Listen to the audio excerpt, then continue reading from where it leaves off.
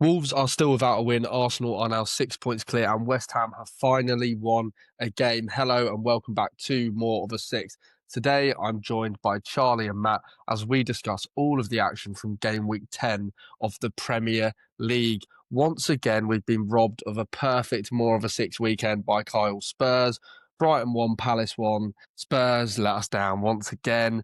Nonetheless, there were 25 goals scored, and we've still got a game to come tomorrow night. We're going to break it all down here, and we're going to switch up a bit. We usually go through the games in chronological order, but today we're just going to jump about. So we're going to start off with one of today's games, in fact, as we record Sunday's games, West Ham versus Newcastle. The Hammers have had a torrid time this season and were winless in their last 6 games going into this one at home to Eddie Howe's Newcastle. Jacob Murphy put the 2-1 up just 4 minutes in with a superb strike across goal as another damning afternoon appeared to loom for West Ham. However, the Irons fought back and goals from Lucas Paqueta, an own goal from Sven Botman, and a final dagger from Thomas Souček won the game for the Hammers. Charlie, how big of a win is this for West Ham, and also how are you? I'm good, thank you. It's a huge win, isn't it? You know, at home as well. First win under Nuno. It's great to get it at home, I think, as well. You know, I was there a couple months ago when we beat them 2-1, and the atmosphere there is just not very nice at the moment. You know, great to get the fans on side, and also I feel like it was well deserved. I mean, just before Murphy's goal, obviously Bowen hit the post. Would have been an absolute screamer if that went in. Paqueta came close as well. I think he hit the post too. Yeah, I Before think he they both scored. did. So I think they fully deserved it. And yeah, I feel like it's a big step for Nuno because I feel like the longer you go without that first win, it just becomes more and more of a thing, and the players start to lose confidence, and the fans get even more angry, and it's just a hard place to come back from. So yeah, it's good timing for them, I think. But Matt, it's a team that have got good players as well, isn't it? I mean, Charles mentions the likes of Paqueta and Bowen. I mean, when they're at their best, they're almost unplayable. So I know that they're struggling at the minute, but can you see a world in which this kind of kickstarts some sort of push for survival? I know we're really early in, but it does feel like they're kind of well beaten at the minute. But do you think this can be the kind of catalyst for a turnaround? Yeah, it could well be, and that a lot of these sides just need a win to boost their chances, and especially under Nuno, I think his football and his style of football suits West Ham as a club as well as the squad. They were really, really good today. I think Wan-Bissaka as well and Juve, their fullbacks in particular. Honestly, you could go as far as say they're a top 10 fullback pairing, Bissaka and Juve. Yeah, no, completely agree. I think they both play well. Obviously, Wan-Bissaka forced the second goal for West Ham. They just played really well and were very high energy, very Nuno football, really. And it was good to see. It's almost like he's kind of maybe finally implemented his style. But for Newcastle, I mean, they've had a bit of an interesting season. I think they sit 13th at the minute, and they went ahead for a really nice goal from Jacob Murphy, but it just seemed like their players were kind of too bothered about having a scrap than kind of just playing their football, and it was weird. It just does feel like Newcastle at home and Newcastle away are two completely different teams. Oh, what do you make of that? Well, I think you've just hit the nail on the head there. You look at their recent fixtures. They beat Spurs at home, they beat Fulham at home, they beat Benfica at home, and then they play against Brighton and West Ham away. And obviously, no disrespect to Brighton, but and they lose. And it's like it just seems like they are just two completely different teams at home and away. But yeah, I just feel like Eddie Howe is a very good manager, and they've done a really good job over the last few years of making St James's Park such a fortress. It's a horrible place to go. Like, no one likes going there. But I feel like the away form, it just isn't really good enough. And I feel like I completely agree with what you said as well about they tried a lot of the time. They seem really focused on, like, I don't know, just making it so much of a physical battle that they get a bit carried away and don't focus enough on the football. I feel like away from home, sometimes you need to be the ones winning a foul and slowing the game down, and maybe that's where they're lacking away from home. Yeah, for sure. And I don't know if this maybe is a little bit of a sidebar as well, but for me, when I watch games on TV at the London Stadium, there's just something really weird about it. It doesn't feel like I'm watching a football game that matters. I don't really know how to explain it, but Newcastle were pushing for an equaliser late on and kind of had a couple of chances. Sula, forced quite a good save from Areola, but at no point were you like, oh, that's close. Like, for some reason, it just kind of feels like you're not watching like a football game. You're just watching like event. It's really hard to explain. Anyway, we'll move on because we've had yet another sacking in the Premier League. Vitor Pereira, after a stark turn of events since he signed a new 3-year deal, has led to his side hitting rock bottom, or sitting rock bottom, I should say, with no wins in 10 games. Their trip to Craven Cottage this weekend proved to be the final nail in Pereira's coffin, as Marco Silva's side won 3-0, courtesy of goals from Ryan Sessegnon and Harry Wilson, as well as a Yerson Mosquera own goal. Wolves played from the 36th minute with 10 men after Agbadou saw red for a professional foul. We've just spoken about West Ham potentially being able to turn it around after a win, but Matt, Wolves, what is going on? Do you think that sacking Pereira is going to maybe give them a chance? What do you think? Nah, they're right off. They're gone. I think that's a good thing that they are, because for both the club and the Premier League, because A, we get a fresh team from the Championship, hopefully, and B, they need a relegation. They need to go down, rebuild, kick a few players out, get a new project manager in, maybe just a stopgap until the end of the season. Or I know they're looking at Gary O'Neill, and I've always thought Gary O'Neill's a really good coach, to be fair, but Rob Edwards, I think, has been mentioned, Lampard, maybe not for now, but Gary O'Neill, someone's come in, bring the club back together, bring the squad back together, get the feel-good factor a little bit back, just someone as a stopgap, I suppose, till the end of the season. It's Tony Pulis about. Tony Pulis. Exactly. Long throws and set pieces are back. Exactly. And he's had plenty to say about that, hasn't he? You make a good point, though. It's really interesting, actually, because we'll mention it quickly. Of course, the kind of usual suspects to come up and go down are not going to be coming back up next season. You know, Leicester are having an awful time. Southampton are having an awful time. Sheffield United are playing poorly. Even the likes of Norwich, who were a proper yo-yo team in recent years, are sitting, I think, 21st in the Championship at the minute. So they're having an awful time, these kind of classic yo-yo clubs, which means we could see some nice, exciting new clubs into the league. You know, the likes of Middlesbrough, who we haven't seen for a while, Stoke City maybe, even Millwall and Charlton punching above their weight at the minute. So who knows? But yeah, for me, it's just not looking good. Oh, Fulham are a weird team, though, aren't they? Because they kind of just seem to just float at the moment. Then they're not going to push for Europe, but they're not going to be involved in a relegation battle. Do you have any thoughts on Marco Silva's team? I just think Fulham just don't have the quality to push for Europe. I feel like Marco Silva's a great coach, but I just look at that team and I think like it's a good Premier League team, like a good Premier League team, but it's not like I don't think they have enough players that are really like difference makers. Do you know what I mean? Like really, really good players. Like you look through, I mean, how many teams in the Premier League around their kind of level, you know, us, you, Matt, Brighton, Bournemouth, you know, that kind of like level have played. How many of our players are like players that could step into a Big Six team and not look out of place? A fair few, I'd say, for each of us. I feel like that's maybe where Fulham lack. Like maybe Anthony Robinson, Calvin Bassey as well. People say Calvin Bassey, but I think he's poor. But that's a personal opinion. Kevin's exciting, but he's brilliant on FIFA. He's brilliant on FIFA. But yeah, I just feel like maybe a little bit of quality, and also they've been on a bad run of form. I think it went under the radar. Before yesterday, they lost 4 in a row in the Prem. Like that's quite poor. They lost to Villa, this is what I mean. Bournemouth, They just Arsenal, seem to and Newcastle. But that's what I mean. They just seem to float and never really be in any kind of danger. It's just a weird one. Anyway, we'll go from one Fulham. more thing. Sorry. Oh, go one for more it, thing Matt, about Marco Silva. But this also just like gives a bit of limelight to Marco Silva and what an incredible job he's doing with the current group of players. Because you got Bassey, as you say. Who else? I got Diop.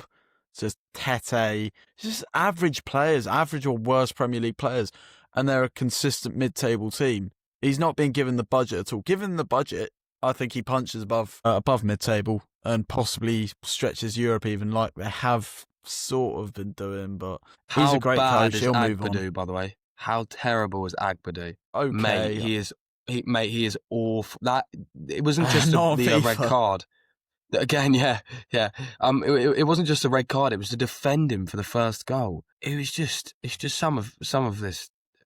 Wolves, the stuff I've seen from Wolves this season is just like they look like a team that have already accepted they're going down. A lot of the players, and oh god, you'd hate to be a Wolves fan at the moment. What a torrid time. Yeah, you actually really would. I do kind of feel bad for them, other than the one that was giving Matt a load of lip in that video that you guys did. Limbs. That's George, yeah. Shout out to George. Limbs. Anyway, we'll move over from Fulham to South London because after brushing aside a youthful Liverpool side in the Carabao Cup, I should say, it's played host to Brentford in somewhat of a clash of the set piece and long throw kings. It would be Palace that prevailed, however, as a superb header from Mateta was added to by an equally brilliant header from James Collins, albeit into his own net, to give Glasner's side all 3 points. Palace now sit just 2 points off second place in the Premier League. Charlie, obviously you're at the game. Tell me about it. How easy was that for Palace? Yeah, I feel like the 2 goals coming from set pieces maybe paints a false picture.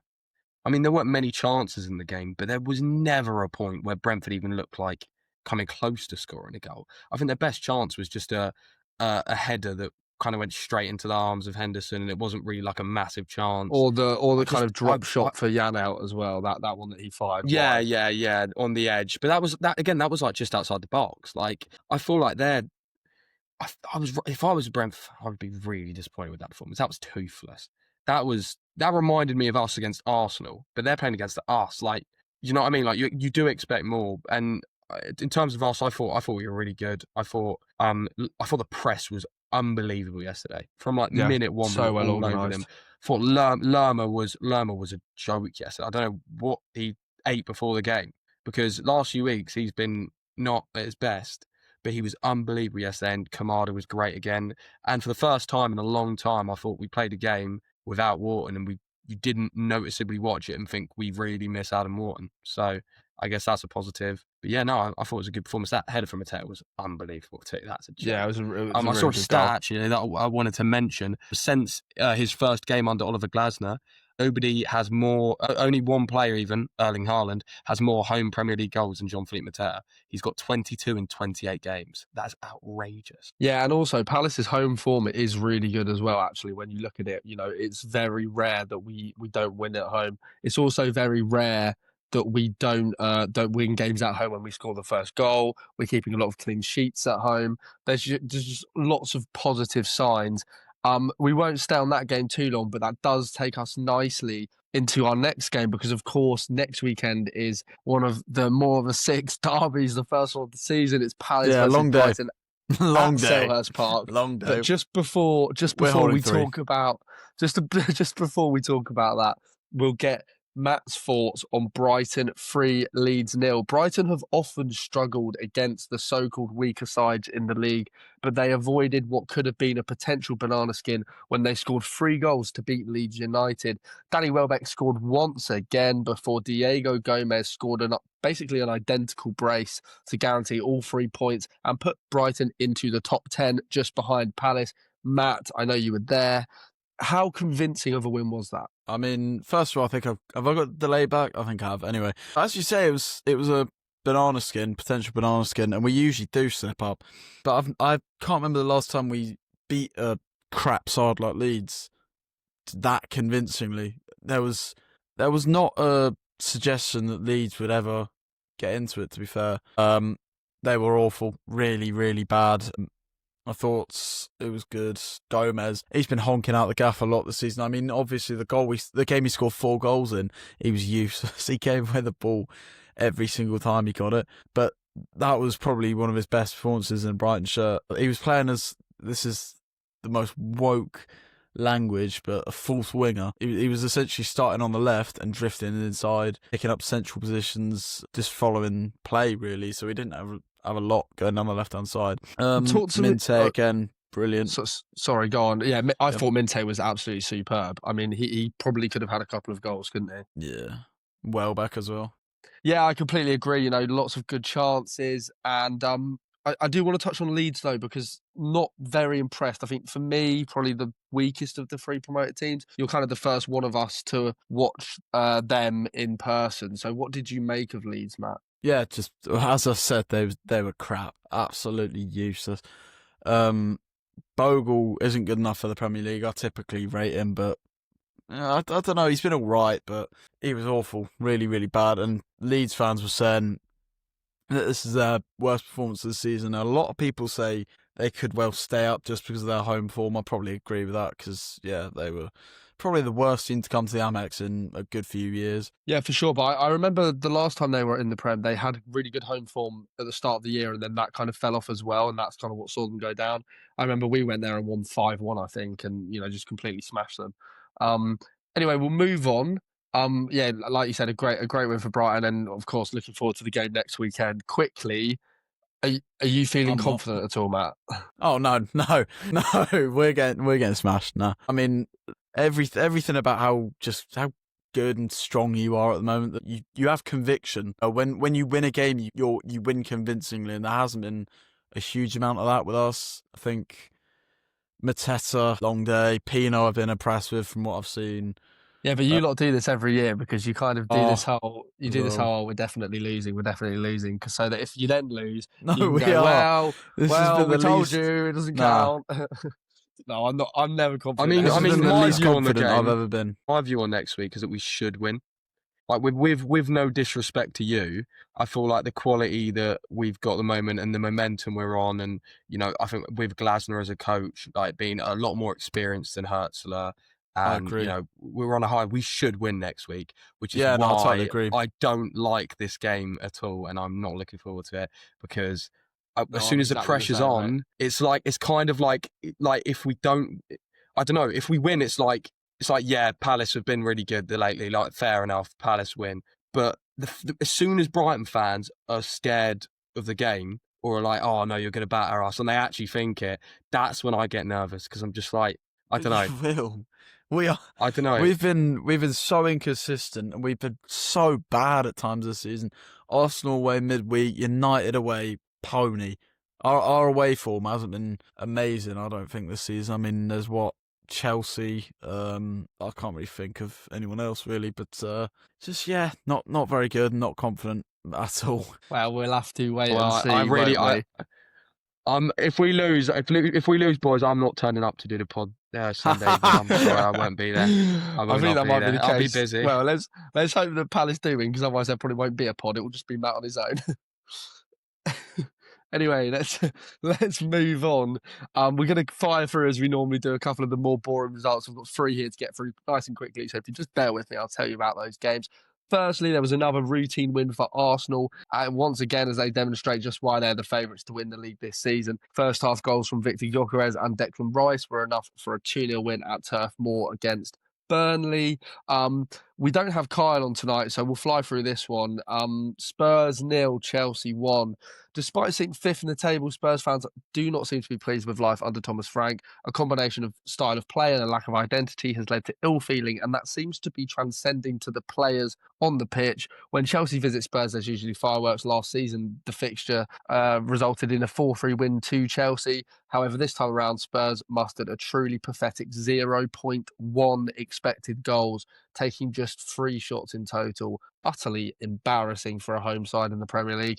João Pedro scored the only goal of the game after some really poor possession play from Spurs.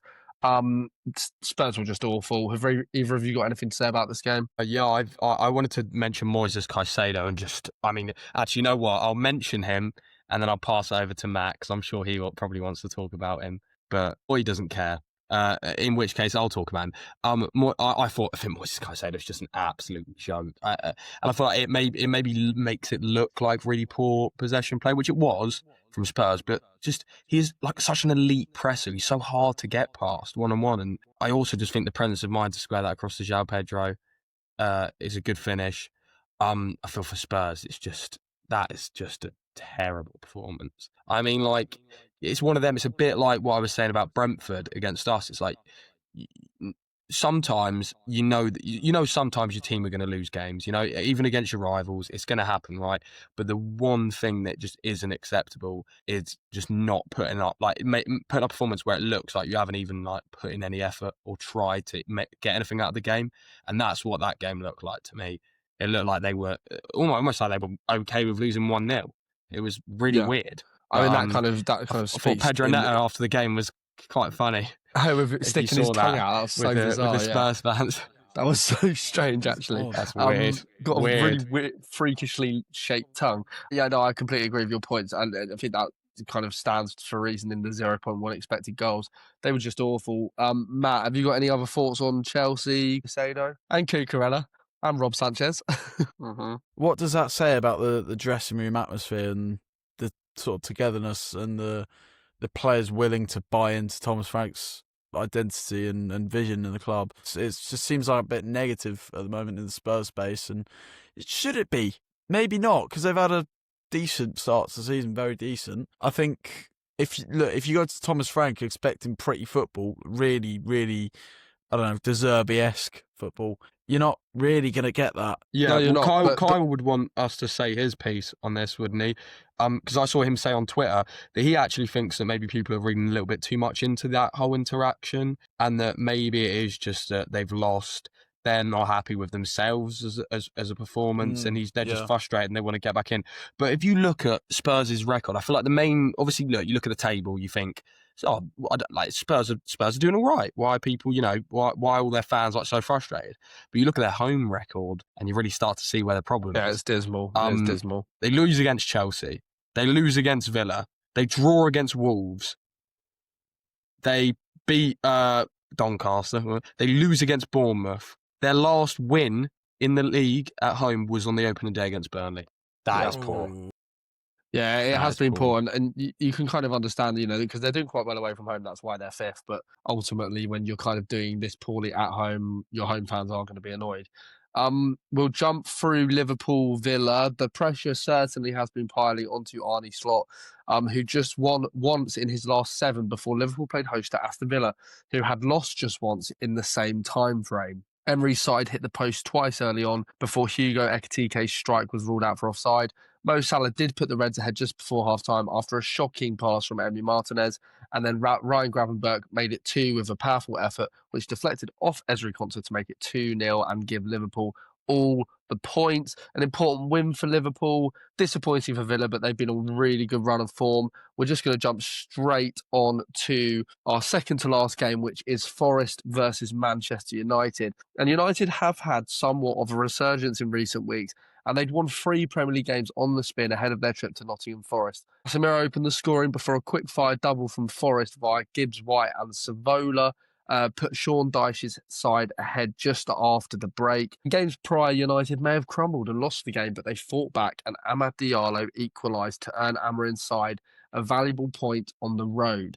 Boys, it does feel like Manchester United are somewhat back. I know this isn't a great result considering Forest's form, but as I said in kind of the descriptor of that game, it does feel like in recent weeks they would have just maybe lost that game 3-1, and then similarly against Brighton as well. When you guys scored a couple of goals, Matt, they could have capitulated, but they just seem to be hanging on to results, grinding results out. We'll go to you, Matt, first. What did you make of Man United when you watched them last week? And also, what do you think about them in terms of this season? I thought that was probably the best Man United side I've seen in a while. They were knocking the ball around very well, playing some really, really good football and out of possession. We really struggled. I mean, albeit on the day, we were really, really poor as well. The basics were lacking. The passes were going everywhere. First touches were awful, just individual mistakes, I think.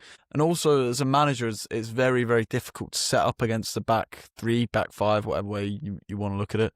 And especially with Man United and their sort of rotations in and out of possession as well, it's difficult to prepare for that. What's important to note about Amarim as well, I think the players have never looked like they've been disinterested or against him as well. And I've always quite liked Amarim. I've wanted him to do well. Just to be fair, in a way, it's good to see him do well, but it's Man United, so at the same time, All right, Morgan Gibbs White, calm down. Where am I getting that? Where do you get that reference from? Don't worry, it's fine. He did an interview like a week ago, and he got asked about United, and he said it's great to see them back winning. He got absolutely pelted by Forest. Oh, really? I didn't see that. Yeah. That's Have actually you not seen that? I didn't see that. Nah. I didn't see that either. I thought that was like laughed. public. I thought that was like a huge thing online. No, you're you're chronically online. No, I'm actually not. I'm actually not chronically online. I'm surprised. I didn't see it because I'm- I normally am chronically online, but I did not see that. Same here. Chart. I just got a dirty look from my girlfriend when I said I'm not chronically online. You don't have a girlfriend, don't be silly. In terms of United, what do you Yeah, what's a think girlfriend? about how they're playing, Char? I think that I think United are quite a good side, aren't they? What's They're happened? ticking What are we along, doing? mate. What They're are we ticking talking along. about? For so long, it's been United are so bad. They're underperforming. They're this. They're that. And I feel like the point Matt made is a huge thing. Like the fact that they've been playing this poorly for this long, and still the players still seem to like back the manager and want to play for him. He He comes must be a across as like very really likable endearing, guy. He though, must be a doesn't he? great coach. He does come across that way, though, doesn't he? He Yeah, really and comes he across defends like his players no matter what. he He's one of he those. he defends his players, You puts his saw it hands with around Brian Joy. Do you. you remember that press conferences? Yeah, yeah, go on. Where he's like, the press conference where he's like, he was like literally going at the guy and he's like, no. I remember that game and Altai was great in that game. I don't know what you're talking about. He was great in that game. Yeah, he clearly cares about the players. And also, I feel like they've got a lot, to be fair, they've got a lot more quality this year, haven't they? Like, you look at Mbuemo and Cunha, both just like two phenomenal footballers to bring in those tens. And obviously, Sesko's actually been pretty decent, I think. And yeah, I feel like Ahmed coming back from injury, that goal was gorgeous, by the way. I feel like no one's talking about that. That volley was lovely. He's a really tidy player, And yeah, isn't he? I feel like it's one of the He offers there's so kind of an much inevitability in that about them team. again. There hasn't been for a while. Do you know what I mean? For quite a while, there wasn't that. It was the inevitability was that they'd lose or that they bottle it. But suddenly, it seems like you said, they go behind against Forest and then like they have it in them to come back. And they haven't had that for a while, United. So that's a very good sign. Yeah, for sure. Completely agree with both of your points. I think, yeah, they're looking, and in a weird way, it feels right to see United. I kind of know what Matt meant earlier when you kind of touched on like, it's kind of good to see them doing well, but it's also not like it just feels like right that Man United are doing well again. I don't really know how to describe that feeling. It's a bit weird. I don't particularly like them, but either way, we will go over to the other side of Manchester where the last game today, we saw, well, to be honest, it was always going to be a decent game, wasn't it? As Bournemouth went up to Manchester City at the Etihad, and it didn't really disappoint. Erling Haaland put City ahead in the 17th minute after a really lovely headed assist from Ryan Cherky just to play him through on goal. Tyler Adams equalised in the 25th minute after a bit of a controversial header from a corner. Questions of a foul on Donnarumma, but they were not answered. Haaland then rounded the goalkeeper and scored his 13th goal in just his 10th league game this season before Nico O'Reilly popped up with a sumptuous winner. The noise that made when it hit the back of the net was absolutely stunning. The win sends City second, and they're now just 6 points behind Arsenal. So, Charlie, my question is the chase on? I mean, I tell you one thing for free, City are going to be, if they keep playing Ryan Cherky and Erling Haaland together, they are going to be relentless and they will not stop coming after Arsenal. Ryan Cherky is a phenomenal footballer.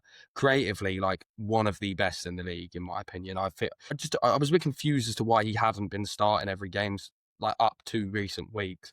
I guess they've got a lot of options in there, but him and Haaland just seems like a match made in heaven. Do you know what I mean? And you saw it today, two they're assists, superb 2 goals together. for Haaland. They're so Triple good. captain Haaland. Who would do that? Who would triple captain Haaland? You, This guy apparently. would. 39 points. Thank you very much. No,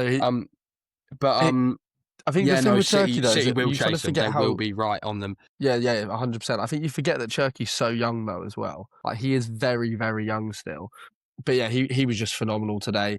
You kind of just feel bad as a neutral whenever you watch Man City play against someone, and maybe Arsenal as well, because I think Man City are playing much more exciting football this year than they have in recent years. But it's more so just the fact that their bench is just ridiculous. I mean, they're 3-1 up and they're bringing on Reinders, Mamouche, Rodri. It's just absolutely outrageous that they have that kind of depth. Matt, do you think that they can genuinely push Arsenal for this title? Because for me, I can really, really see it happening. Yeah, why not? Why not? They've been there, they've done it. They've obviously Arsenal have had the advantage a couple of years in a row, and they've bottled it twice and come second, ironically. But But yeah, I think, as you say, they're a better side this year. They do play more exciting football. They do play more, I think, maybe a bit more direct, especially against a very, very high pressing Bournemouth side. You need, even from the first line, you need to be aggressive. You need to be direct with your passing. When you do play